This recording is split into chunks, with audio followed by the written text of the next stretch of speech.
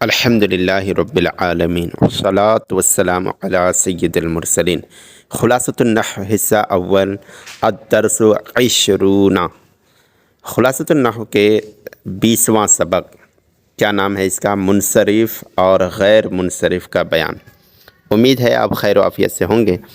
اچھی نیتیں فرما لیجیے اور کتاب پڑھنے کی دعا بھی پڑھ لیجیے۔ آئیے اس سبق میں دیکھتے ہیں منصرف یعنی اس میں متمکن اور غیر منصرف۔ دیکھیں، منصرف جس میں اعراب آ سکتا ہے زبر زیر پیش عامل کے مطابق، اور غیر منصرف اس میں اعراب تو آئے گا لیکن جیسے منصرف میں آتا ہے ویسے غیر منصرف میں نہیں آتا۔ ٹھیک ہے، آئیے دیکھتے ہیں اس کی قسمیں اور اس کے پہچاننے کے طریقے۔ اس میں معرب کی دو قسمیں ہیں، نمبر 1 منصرف، نمبر 2 غیر منصرف۔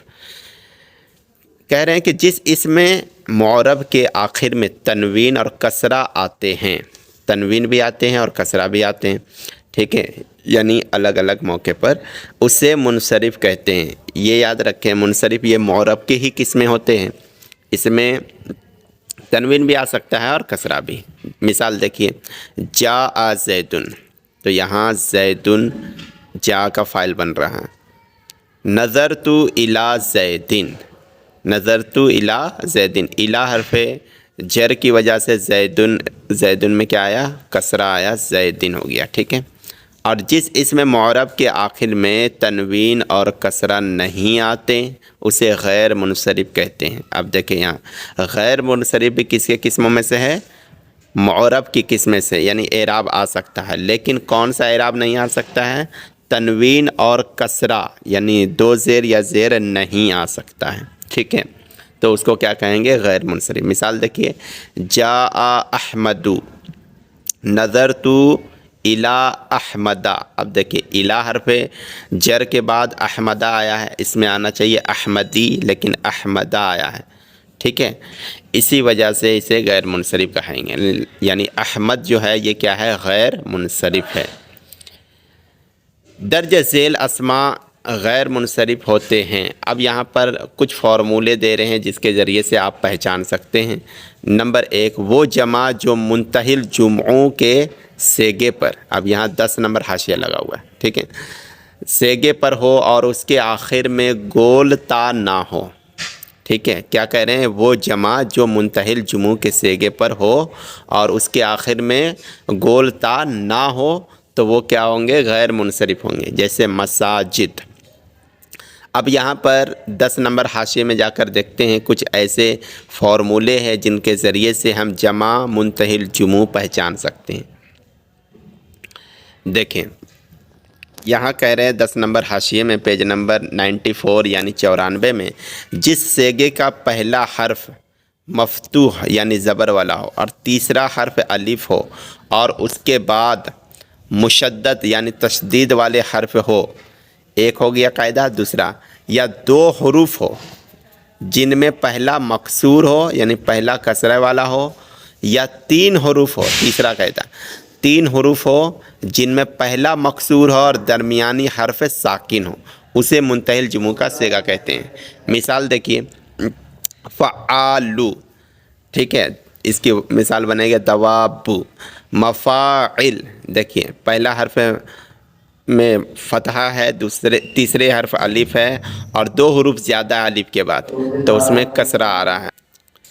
تو یہاں پر آپ دیکھ سکتے ہیں اس فارمولے میں مفاعل مساجد، ٹھیک ہے۔ تیسرا ہے مفاعل یعنی الف کے بعد 3 حروف ہو لیکن اس میں سے پہلا کسرہ والا ہو، بیچ والا ساکن ہو، ٹھیک ہے، اور آخر میں ایک حرف اور ہو، جیسے مصابیح، ٹھیک ہے۔ تو یہ تینوں مثال کس کے ہیں؟ جمع منتہی الجموع کے۔ یہ تینوں فارمولے ہو سکے تو اسکرین شاٹ مار لیجئے، آپ کو آسانی سے یاد ہوگا، ٹھیک ہے۔ اب چلے سبق کے پاس اور بھی کچھ فارمولے دیکھتے ہیں۔ دوسرے طریقہ یہ ہے، وہ اس میں جس کے آخر میں الف مقصورہ یا الف ممدودہ ہو، جیسے سغرا، حمراء، عیسیٰ، موسیٰ وغیرہ، یہ سب کیا ہیں؟ غیر منصرف ہے۔ تیسرا ہے وہ اس میں عدد یعنی گنتی والے اس میں جو فعالو مفعلو کے وزن پر ہو، جیسے احادو، معشرو، ٹھیک ہے، تو وہ بھی کیا ہوں گے؟ غیر منصرف ہوں گے۔ چوتھا ہے وہ علم، علم یعنی نام، جو دو اسموں کو بغیر اضافت و اسناد کے ملا کر بنایا گیا ہو، یعنی کوئی صرفی یا نحوی قاعدہ کے بغیر ہی اس کو ملا کر بنایا گیا ہو۔